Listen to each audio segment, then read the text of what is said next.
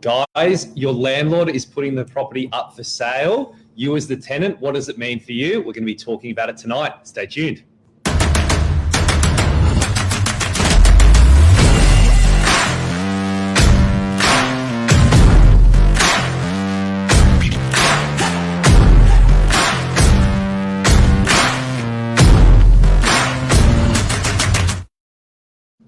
Good evening, Billy. Hey, oh my God, what's happened to my hair? Could have put more wax in it. How you going? Good. Yourself? Doing well. Another Monday night news, guys. And tonight we're going to be talking about landlords and tenants and selling property. Something that happens every day and something that's actually happening. I'm noticing a lot more in this market now as well, with a lot of investors selling their properties. Yep. And I think it's just good to know, this is useful for obviously landlords out there and definitely tenants as well, in terms of how does the process really work? What are your rights with it? And I guess from A to Z, what actually happens in that process? Because I guess for a lot of people as a tenant, you get that call, the agent calls you and says, hey, the landlord's thinking of putting their property on the market. And you go, well, what's next? And I think it's just good to be informed in terms of how the process works, so that way it's less of a daunting, scary time. It's definitely not a situation you find yourself in regular. And throughout your sort of renting career, hopefully it only happens once. Appreciate from an agent's perspective, it's definitely an inconvenience. There is no doubt about it. But there's little tips and tricks we can give you tonight from a tenant's point of view. And I think from where we've seen our most successful campaigns go, what they have in common when you've got a tenancy in place. And I think that's important for an owner to recognize as well. Well, that's the thing, because at the end of the day, you're both in it together. Like, the tenant's part of that property, there's a lease in place, the owner wants to sell their property, and the owners have the right to sell their property with a tenant in there.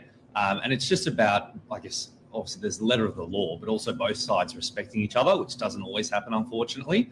And I think that if you can both be on the same page and have that understanding, it's a smoother transition. It's beneficial for the landlord. It's beneficial from the tenant.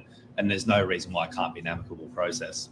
And I like what you said off air. This process is it's going to be run either way. So, digging your heels in and trying to stop it in its tracks is not going to happen, unfortunately. As you said, there is a right there to go through the process and try and put the property on the market for sale.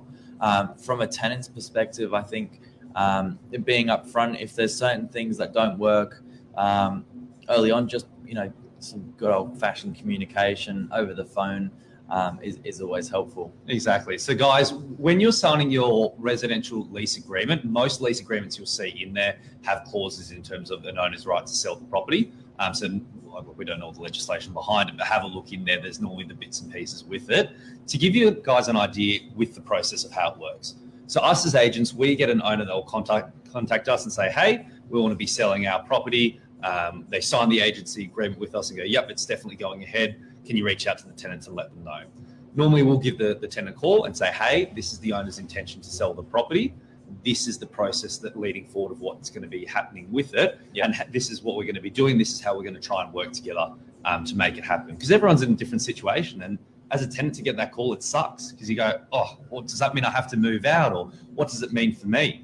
The biggest question I find we get asked initially is exactly that. Do I need to move out? Yeah. How long have I got? How long have I got in the property as well?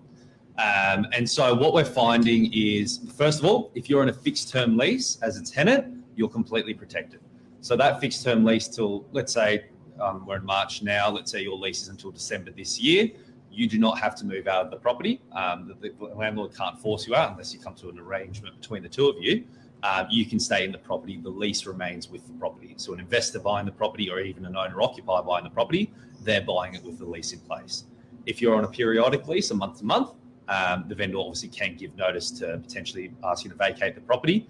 In saying that, that's always the situation, even if it's not coming for sale as well. So when that agent gives you the call, they'll normally run you through, this is a sales process. We're looking to get the photographer through at a certain time and the videographer and whatever access they're asking for. They do have to give you ample notice for that. So initially it's 2 weeks, and obviously we put it forward in writing as well. And then afterwards, the agent is entitled to reasonable access to be able to show the property for sale. Yeah, and reasonable access, there is nothing in black and white saying what reasonable access is, but generally it's a Wednesday and Saturday open home for about half an hour each a piece. So that's quite nice as a tenant that the agent sometimes puts that in place from the very beginning, and it diverts all the traffic to 2 appointments a week that are set in notice in advance. And then you don't have people coming out in irregular hours and I guess taking advantage of more than that reasonable access. And look, it's tough. And the bottom line is, unfortunately, for obviously someone renting the property, you go, well, what's in it for me? It's not fair on me that I have to be showing it. And I guess that's part of, obviously, when you're leasing out a property, there is that potential when the owner does go to sell. And that's why when you push it to those open times per week, it's not perfect, but like Billy said, it's better than just ad hoc every second day when a buyer wants to come through the property. Of course, if there's a good relationship between the agent and the tenant, and they've got a very keen investor that wants to come through, and the tenant consents and says, yep, I'm happy for you to show them later on the week outside of open times, great. But at least at a bare minimum, the agent can push the buyers to those open times and get them through as well. The biggest thing I find where it really works is when there's a clear line of communication. So to give you guys an idea, as agents, we in our team, we put together a WhatsApp group between us and the tenant. We put all that communication there, both obviously verbal and in writing as well. So that way everyone's across it, especially if there's multiple people on the lease. I find that it sort of falls down when an agent last minute goes saying, oh, but what about this? Or what about this? And it makes a quick phone call, doesn't follow up with a message in writing. And then the tenant forgets and it just gets messy. Keep your communication clear. And then that way, at least everyone's on the same page. Heaps of other questions we get are what happens with like my bond, what happens with my current lease agreement, if it's an investor that's purchasing and they choose to keep that tenancy in place. Everything kind of rolls over in the transfer of ownership. So your rental bond, which is obviously managed through rental bond boards, it is transferred. The ownership is transferred. You don't pay a double bond. You don't get refunded and have to repay. It's very simple. Your lease agreement's obviously still effective unless there's a notice period given. So that from a tenant's point of view, be rest assured that there's no paperwork that you need to do. You don't need to be kind of double checking yourself to see whether you need to do any paperwork or you need to follow up on anything. It's actually all done on the initial paperwork signed. Correct, exactly. And the same way, like when you're paying your rent as well, you don't need to worry about between the time of sale, when the property's sold, and settlement as well, when adjustments come on settlement for a certain amount of rent to go towards the new owner, the old owner. That all gets done automatically. You just keep paying your rent, and then once the new owner takes over, if they've got the same property manager, different property manager, self-managed, whatever it might be, you'll then be given obviously notice in writing, hey, this is now where you're going to be starting to pay the rent to if it does change. To keep it simple there. And then also, guys, as a tenant, you don't feel locked in as well. I guess one of the benefits in terms of when a landlord does give you the notice is, even if you are on a fixed term lease, you can give you notice to move out. You give 2 weeks notice and move out of the property. Even if your lease was, let's say, to the end of the year, and it's towards the beginning of the year, you can give that notice there. So if you just go, look, this is not for me. I don't want to run the process. Respectfully. So I don't want people coming through my home, which you have the right to obviously make that move.